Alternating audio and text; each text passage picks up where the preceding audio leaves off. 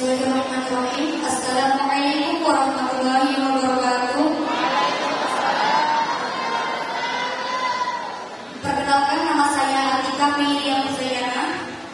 Baiklah, perlu kita ketahui bersama bahwa di dunia ini sangat mengutamakan hak asasi manusia. Dan hak asasi manusia ini mengharapkan syariat Islam agar sesuai dengan hak tersebut. Dan hak asasi manusia ini menurut saya itu bungkam dan gagap ketika umat Islam jadi korban penganiayaan, pembunuhan, dan perlakuan-perlakuan keji yang sudah di luar batas hak asasi manusia. Seperti yang kita ketahui bersama di sini, atas masalah yang pernah muncul, yaitu yang dialami oleh Habib Rizik bin Syihab.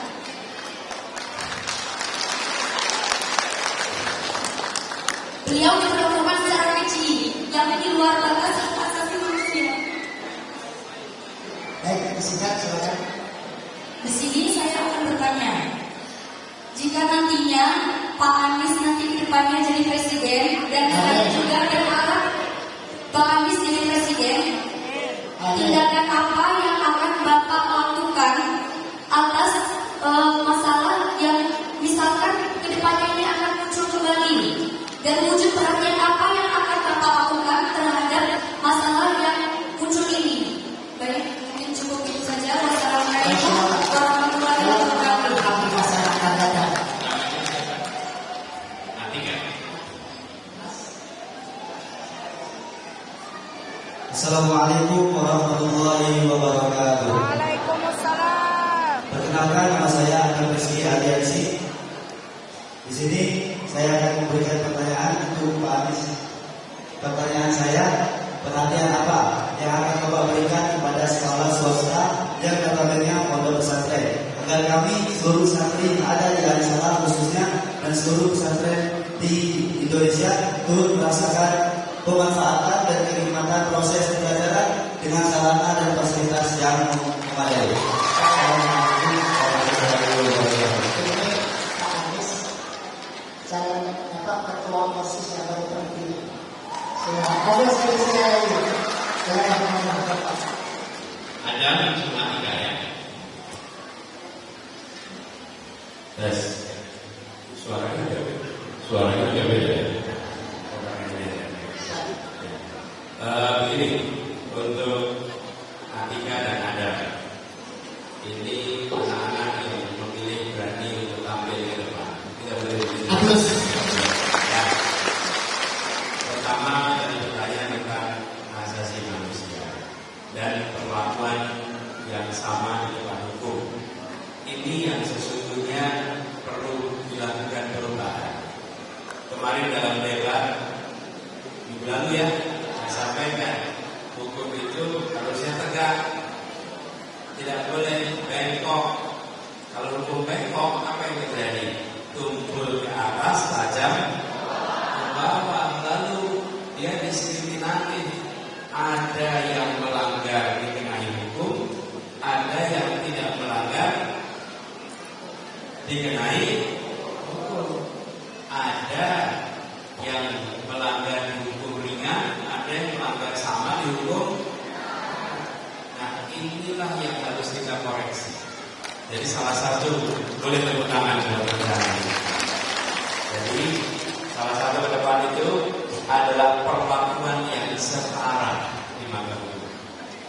Dan negara tidak melakukan diskriminasi berdasarkan latar belakang. Semua adalah warga negara Indonesia. Apapun pikirannya, apapun perkataannya, yang boleh diatur oleh negara itu perbuatan. Negara tidak bisa mengatur pikiran dan negara tidak bisa mengatur perasaan, tapi negara bisa mengatur apa? Perbuatan negara. Nah, disitulah diatur. Siapapun yang melanggar maka harus mendapatkan sanksi. Tapi yang tidak melanggar tidak boleh diberi sanksi. Tidak boleh ada lagi kriminalisasi. Nah, gitu ya. Yang kedua ada tadi tanya tentang negeri swasta. selama ini banyak kebijakan pendidikan yang disusun untuk membantu sekolah negeri, tapi sekolah swasta malah ada apa? Betul. Nah, kami melihat ada beberapa perbedaan. Satu, ketidaksetaraan antara negeri dan swasta. Yang kedua, ketidaksetaraan antara sekolah umum dan sekolah diniyah atau agama. Dan kita ingin kesetaraan dihadirkan pada semuanya supaya dana dari negara bisa sampai kepada semua dan fasilitasnya sama. Bahkan kalau sekarang ada di Jakarta, penerimaan siswa baru disebut PPDB ya. PPDB itu negeri dan swasta jadi satu. Jadi ini yang saya katakan itu bukan akan, sudah dikerjakan di Jakarta. Di Jakarta plus siswa baru satu sistem. Jangan ditawarkan, silakan sekolah swasta yang ikut. Kalau sekolah swasta ikut, maka dia ikut dalam sistem penerimaan siswa baru bersama-sama. Dan mereka akan dapat bantuan dari pemerintah supaya kualitas pendidikannya setara dengan sekolah-sekolah negeri. Jadi dengan begitu kita satu kesatuan. Karena saya katakan ini anak-anak yang pada mau sekolah di Jakarta, itu karena saya di Jakarta, itu kan membayar pajak kita juga. Kenapa kita beda-bedakan? Dan kita harus bilang terima kasih sama swasta. Kalau tidak ada perguruan swasta, siapa yang mendidik anak-anak kita yang kita pertama di sekolah negeri? Jangan swasta dianggap kompetitor. Justru swasta itulah penyelamat anak-anak kita. Kecuali kalau sekolah negeri itu bangkunya sudah cukup. Kenyataannya bangku sekolah negeri belum cukup. Kalau tidak ada swasta, kemana anak kita nggak sekolah? Jadi ini yang harus kita ubah, ya. Begitu ya. Ada apa tiga ya? Terima kasih. Silakan foto bersama sambil saya foto bersama mengambilkan pengalaman istimewa. Selanjutnya mohon perwakilan satu orang dari dulu honorer ya. Ini terakhir 3 orang saja. Mohon maaf. Perwakilan dari pondok pesantren yang lainnya dapatkan ketua Porpes langsung dan juga perguruan tinggi. Ini terakhir ya. Setelah ini saya akan serahkan kumpulan soal. Ini perwakilan dari Porpes langsung, perguruan tinggi dan guru honorer, silakan Mbak. Oke, silakan. 3 orang saja, mohon maaf. Oke, dari Pauli, oke, ya.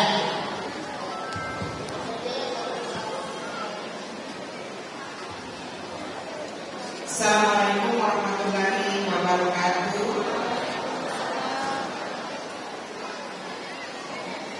Perkenalkan, saya Ibu Suraida, mewakili dari Pauli Bapak Tinggal. Kami mendoakan semoga pasangan kami menang 1 putaran. Amin. Kami hanya mengingatkan kepada Bapak bahwa di ulang tahun Pauli tahun 2022 yang lalu kita bersama-sama orasi di Monas. Bapak ikut kan? Oleh karena itu kami akan bertanya kepada Bapak, di manakah orasi kita kemarin kita menuntut agar tidak ada lagi istilah PAUD non formal dan non formal. Sekarang ada kan PAUD formal dan PAUD non formal. Kita mengharapkan kalau Bapak terpilih nanti tidak ada lagi PAUD formal dan PAUD non formal. Yang ada hanya PAUD saja, seperti itu Pak. Karena itu kami mengharapkan kepada Bapak untuk ada perubahan. Karena kami lihat ada perbedaan layanan antara guru formal dan guru non formal.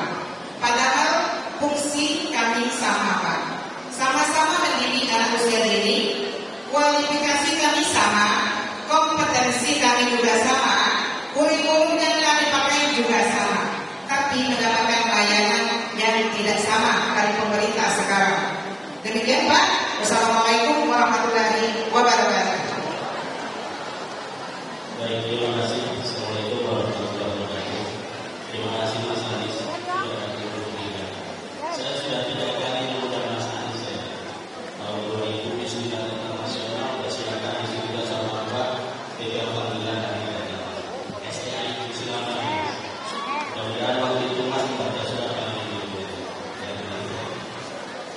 Langsung esensi Mas ya.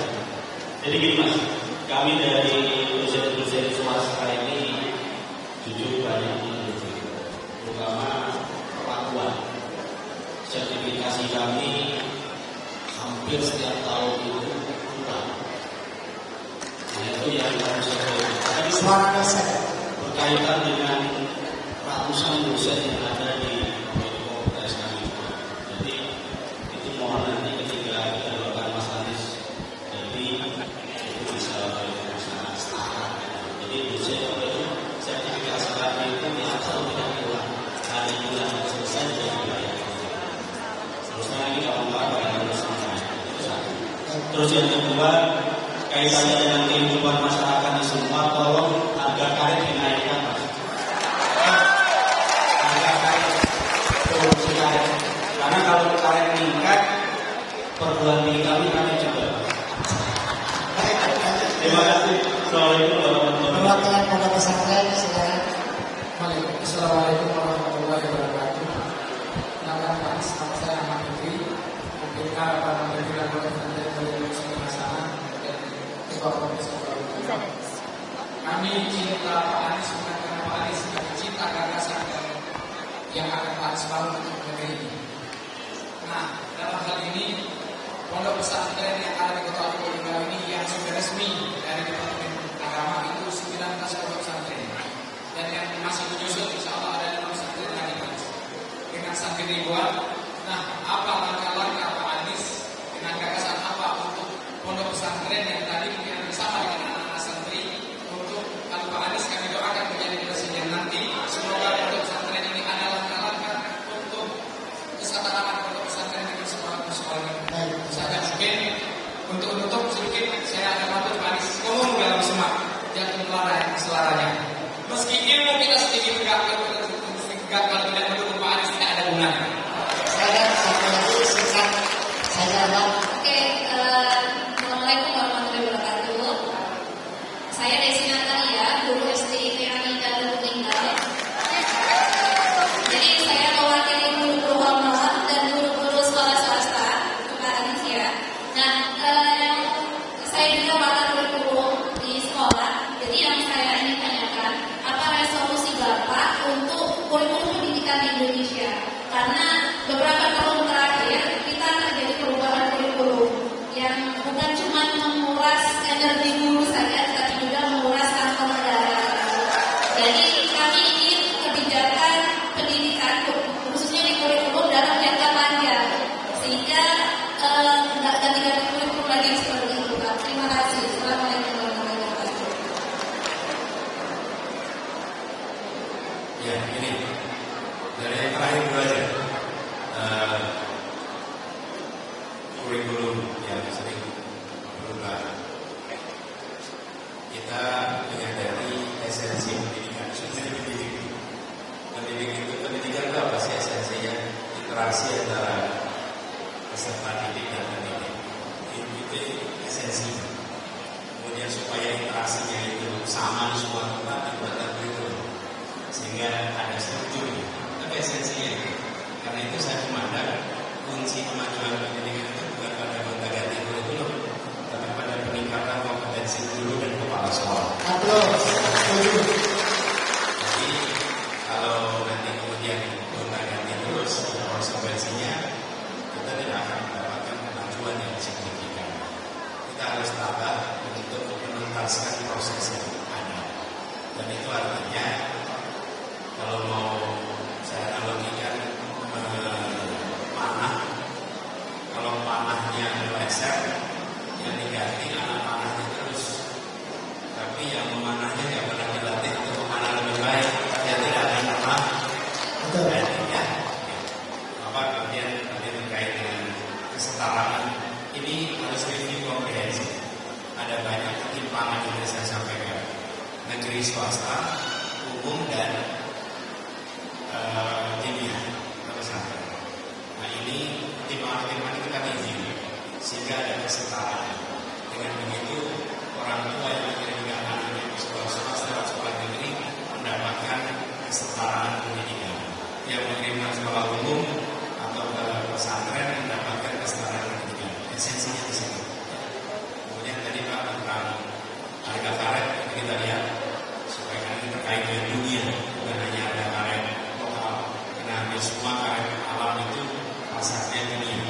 Tapi ini salah satu hal yang kita ingin tingkatkan. Hal yang caranya meningkat supaya para petani karet di Sumatera bagian selatan ini bisa meningkatkan daripada. Nah, lalu terkait dengan sertifikasi harus ada banyak penyederhanaan. Jadi dosen sekarang itu rumitnya luar biasa administrasinya. Jadi waktunya habis untuk urusan administrasi. Kapan ada prestasi kalau dijebak waktunya urus administrasi. Nah ini harus kita cari langkahnya. Di sisi lain jangan sampai longgar dalam monitor kinerja.